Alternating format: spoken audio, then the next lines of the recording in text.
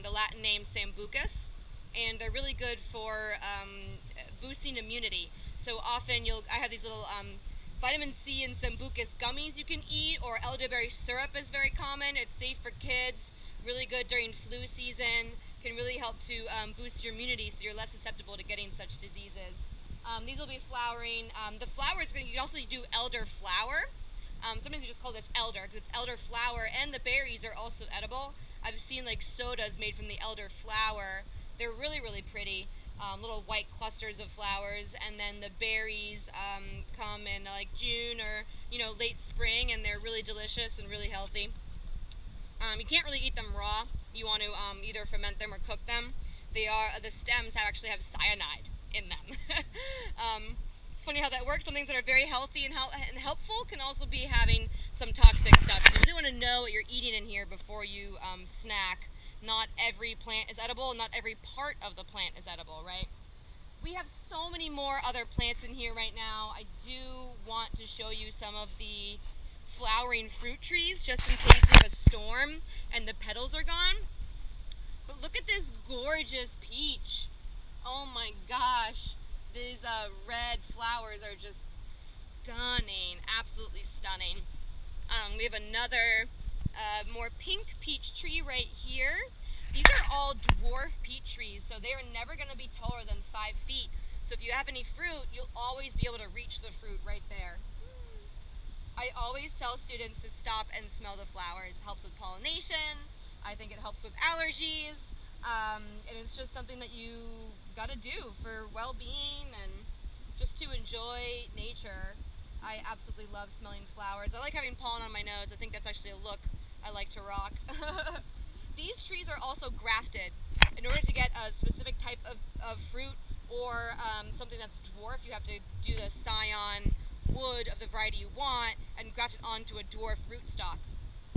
So somewhere you might see the scar on these fruit trees down low somewhere, and that is the rootstock below of the dwarf cherry. With the scion wood that you put on top of it will never get as tall. A typical peach tree can get 20 or 30 feet tall. It's going to be super high, and you won't be able to reach all the fruit. So that's why the dwarf fruit are attractive, especially for a small campus garden. We have some other pears. Look, this one's already done flowering. Here's the European pears. They were the first to flower. You'll see right now all the Bradford pears along the roadside and highway blooming.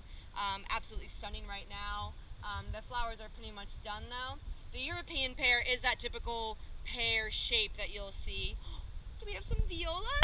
We do! We have these little violas right here. These are edible. Also known as pansies. There's usually decorative versions that they use. If you've seen the flowers underneath the signs around campus, it's the same type of plant. And chefs will often use these as decorative flowers on top of dishes because they're edible. And they grow very low to the ground. It's pretty good. Pretty good.